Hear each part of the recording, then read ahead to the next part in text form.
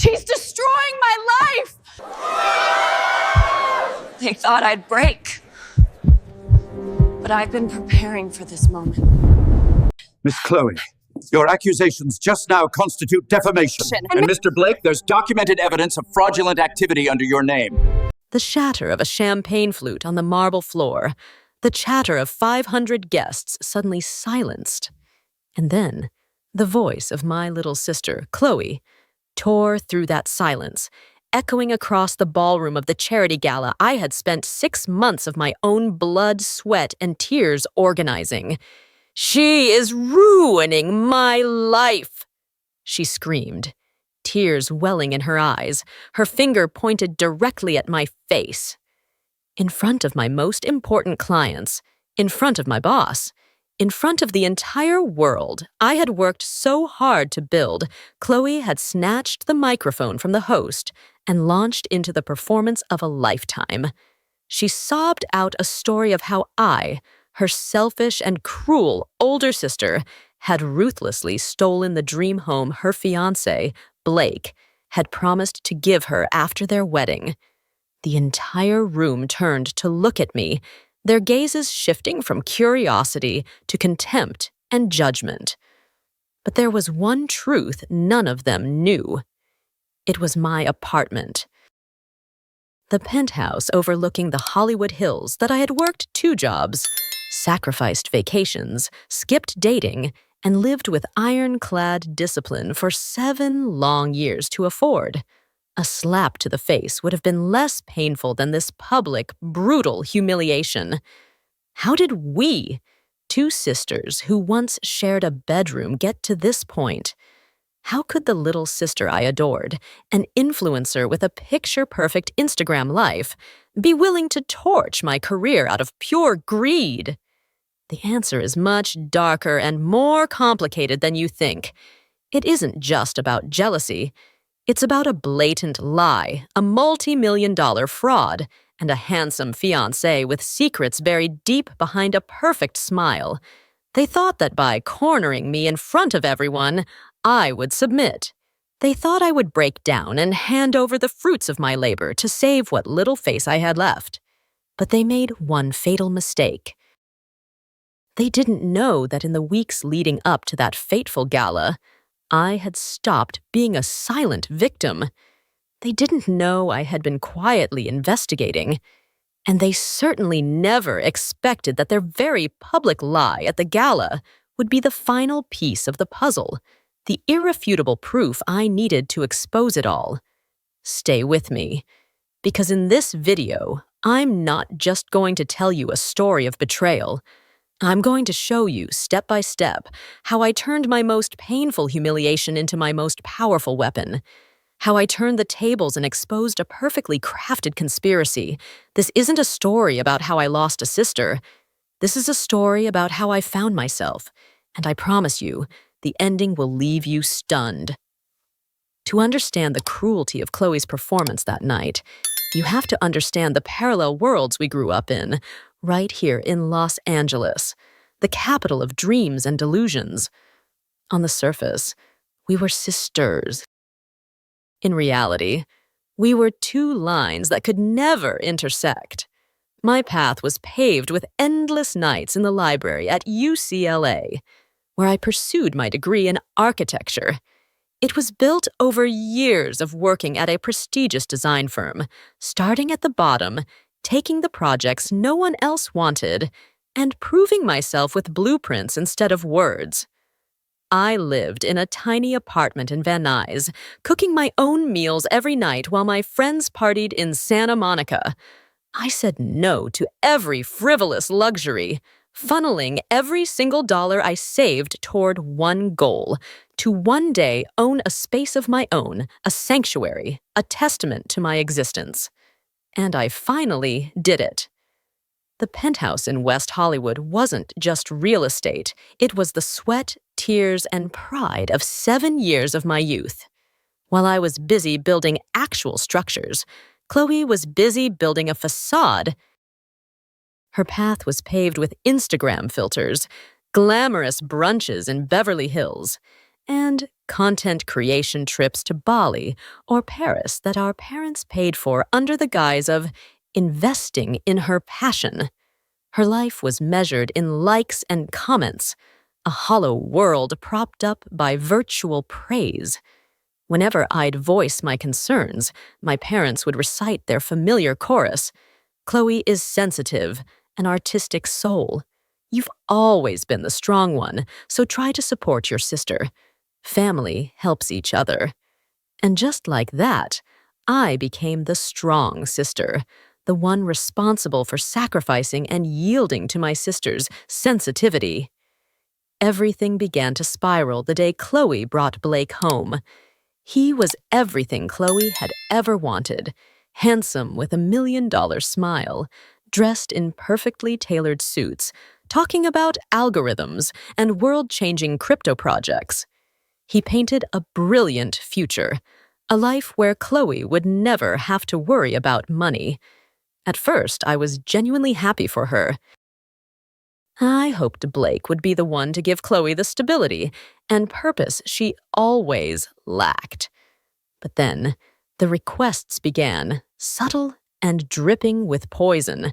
First, it was, "Olivia, what are your plans this weekend? Blake and I need to borrow your apartment for a few hours to host a very important investor. My place just isn't professional enough."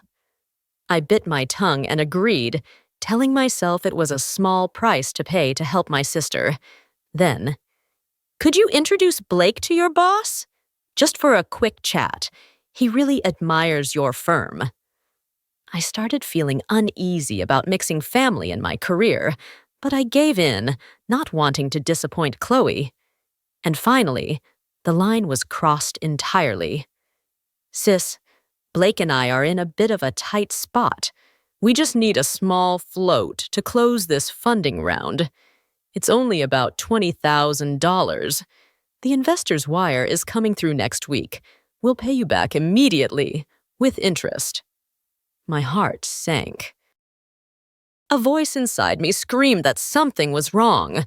But when I looked into Chloe's hopeful eyes, when I heard her talk about her dream wedding and their glorious future, the strong, older sister in me took over. I transferred the money.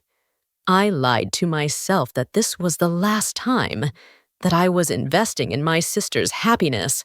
I had no idea I wasn't investing. I was paying for the first bricks of the prison they were building for my life.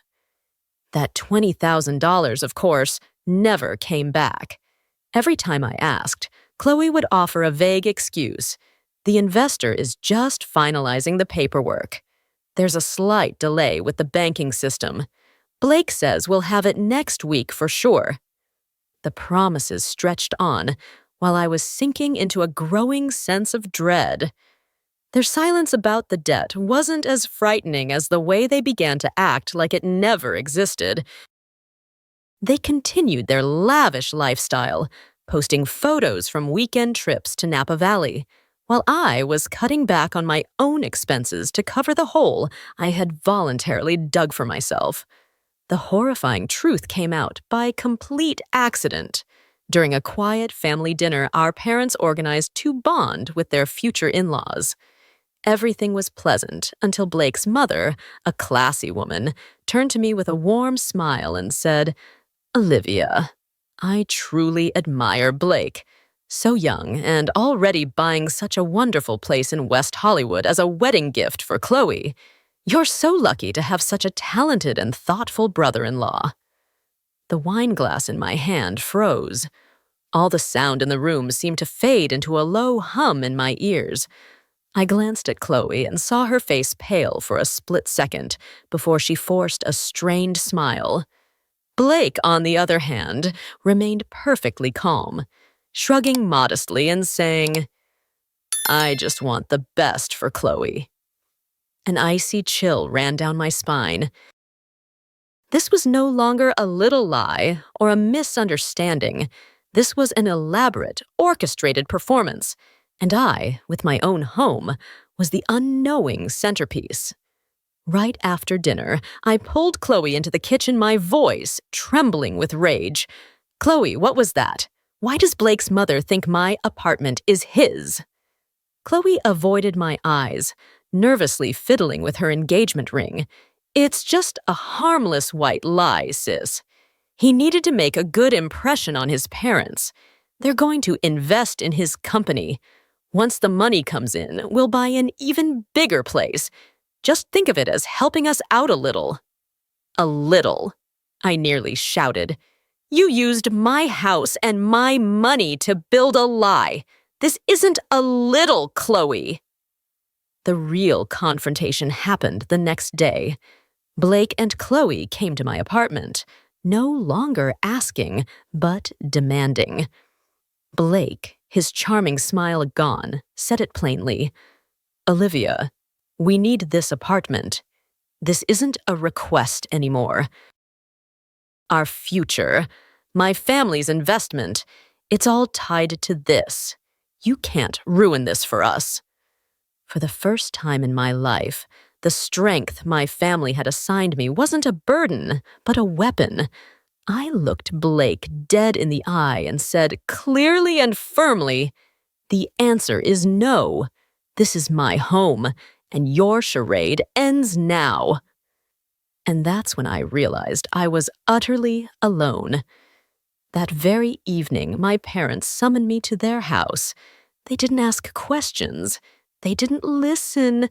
They sentenced me. How could you be so cruel? My mother cried. She's already told his entire family. How do you expect her to live this down? Do you want her engagement to be called off, for her to be humiliated in front of everyone? My father, the man I had always respected, looked at me with deep disappointment. This is about your sister's entire future happiness, Olivia. What's an apartment compared to that? You're being selfish. You're tearing this family apart. But it's my apartment. I earned it. They're the ones lying to everyone. I tried to explain, desperate. I didn't raise you to be so petty and calculating with your own sister, my mother said, and her words were a knife to the heart. In that moment, I understood. In their eyes, I wasn't the daughter trying to protect what was hers. I was an obstacle in the way of their favored child's happiness. The people I loved most were the ones willing to push me off a cliff just to build a bridge for Chloe to walk across. I walked out of the house I grew up in, feeling colder and more alone than I had ever felt in my life.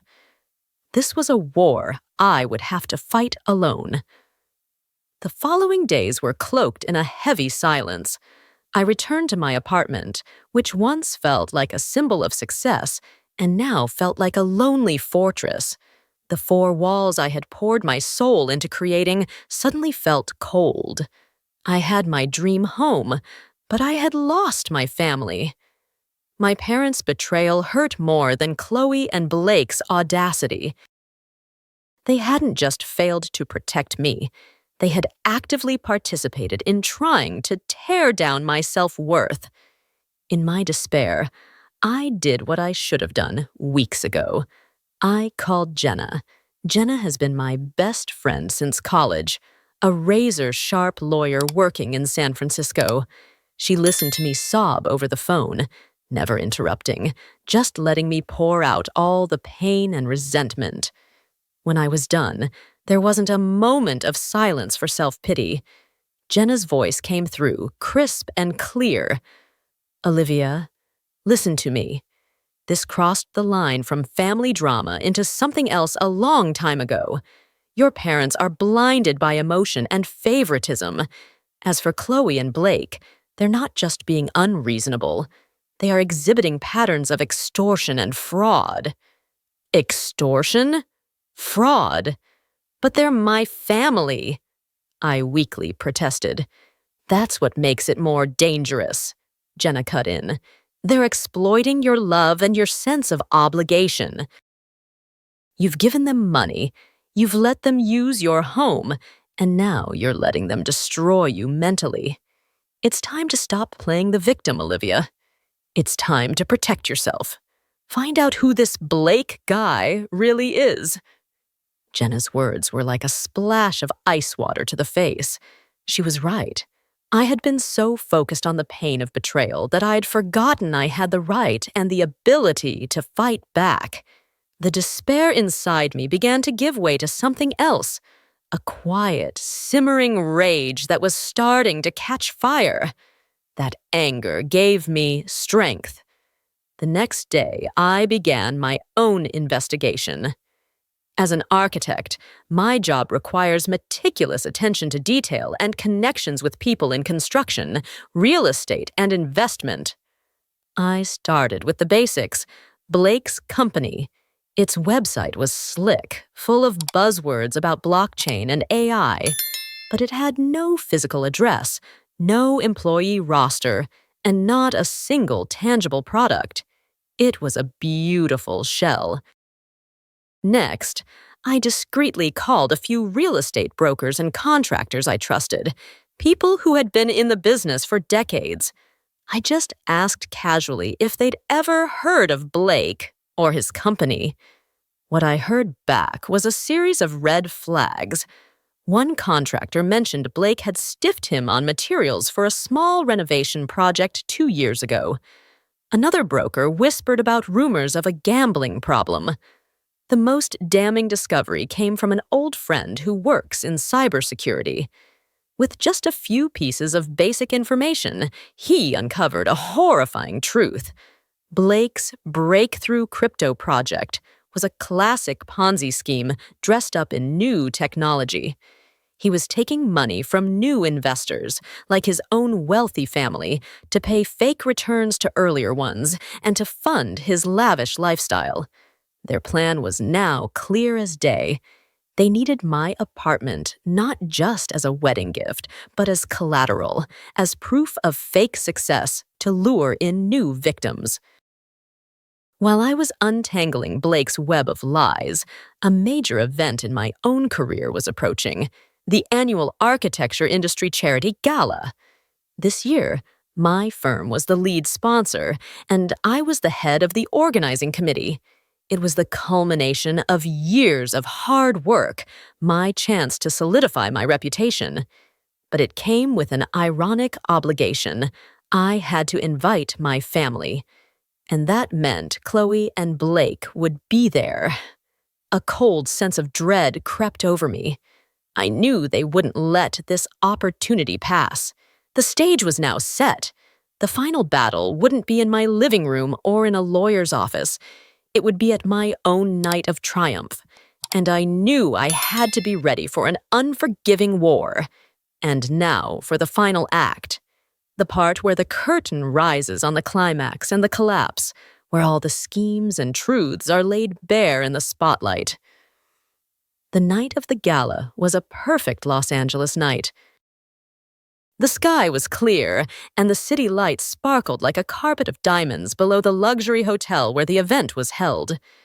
Everything was perfect, from the white orchid centerpieces to the smooth jazz trio.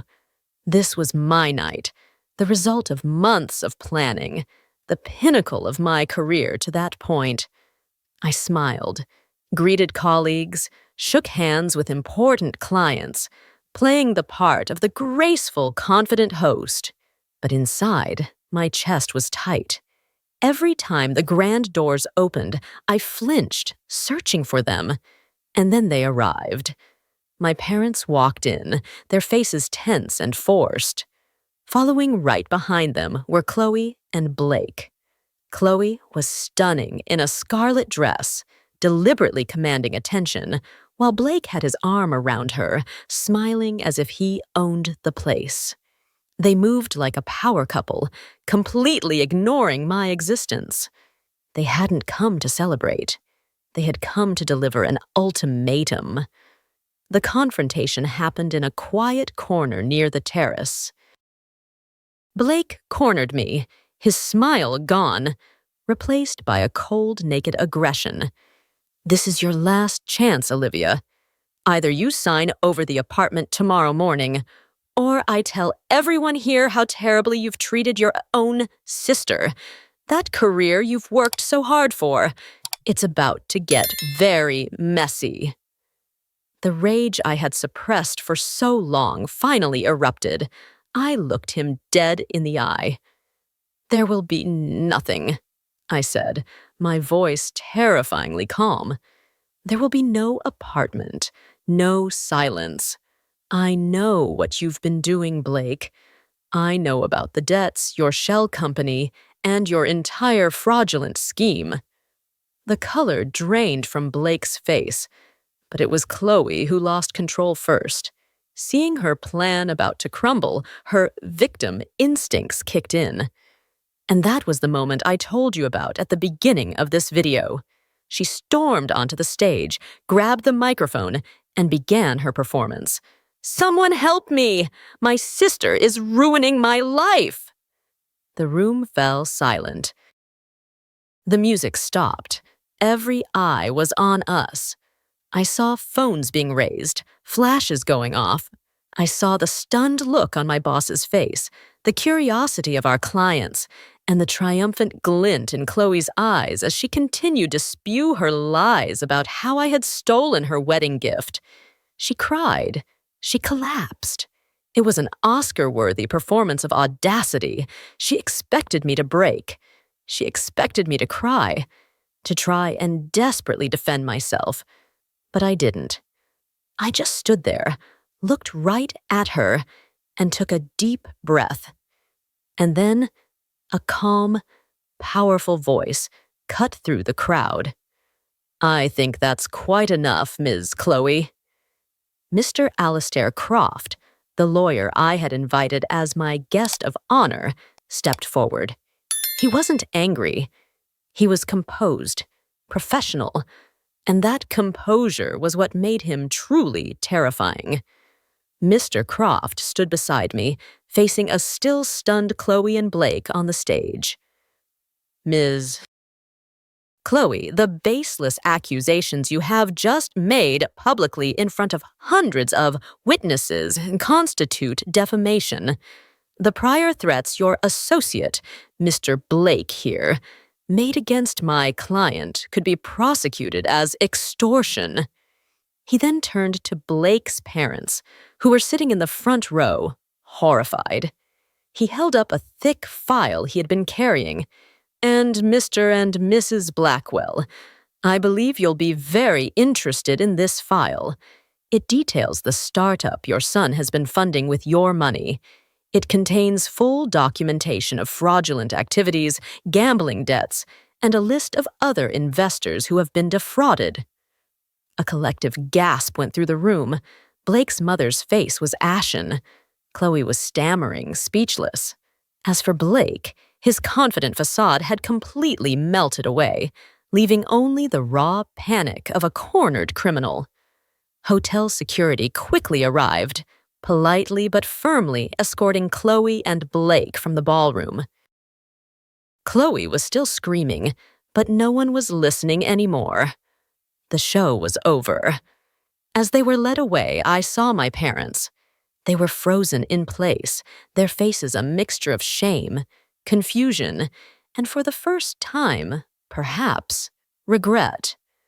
The war was over, not with a shouting match, but with the cold, hard truth, ruthlessly exposed under the bright lights of the stage.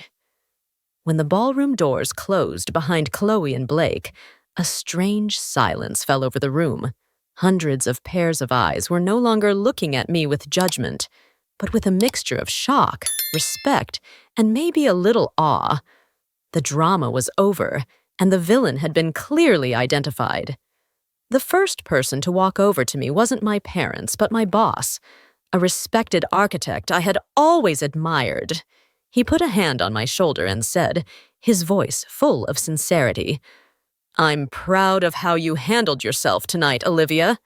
A solid structure doesn't just need a beautiful design. It needs an unshakable foundation. You showed everyone just how solid your foundation is. Don't you worry about a thing." His words meant more than 1,000 consolations. Chloe had tried to turn my greatest triumph into my greatest disaster, but she had failed. Instead, she had unintentionally given me a stage to prove my character to my entire professional world. Shortly after, I saw my parents approaching hesitantly. My mother was crying, but they were tears of shame. My father could only manage to say, "We're sorry, Olivia. We were wrong." I didn't answer, just gave a quiet nod. Tonight wasn't the time for forgiveness. It was a time for the truth to settle. The weeks and months that followed were a cascade of inevitable consequences. The Blackwell family, after reviewing the file Mr. Croft provided, not only broke off the engagement, but also became the primary witnesses in the case against Blake. With irrefutable evidence, Blake was prosecuted for fraud and embezzlement, eventually taking a plea deal that included restitution and a suspended prison sentence. His paper empire had crumbled to dust. Chloe returned to my parents' house, no longer a princess on the verge of marrying into wealth, but a failed 28-year-old who had lost both her fiancé and her dignity. Her virtual life on Instagram went silent. For perhaps the first time in her life, she had to face a reality with no filter. My relationship with my parents was rebuilt, slowly.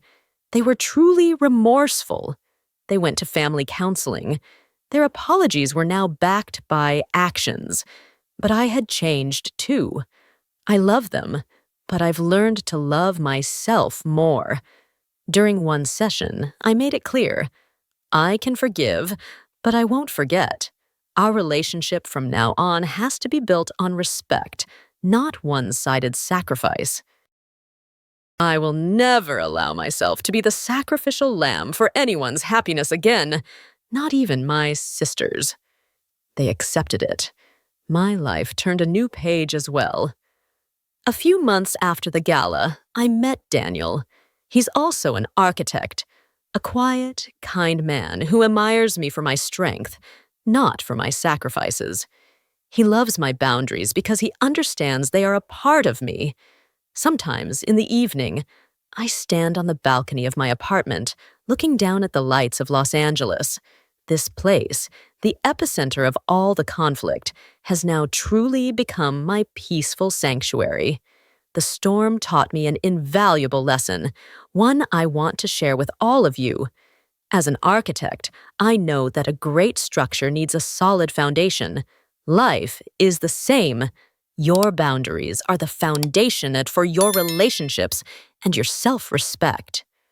They aren't walls to keep people out. They are intelligent designs to protect your safe space, your mental health, and your core values. You are the lead architect of your own life.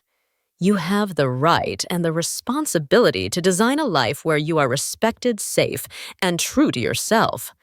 Never hand over that blueprint to someone who doesn't deserve it. And never let anyone demolish the foundation you have worked so hard to build.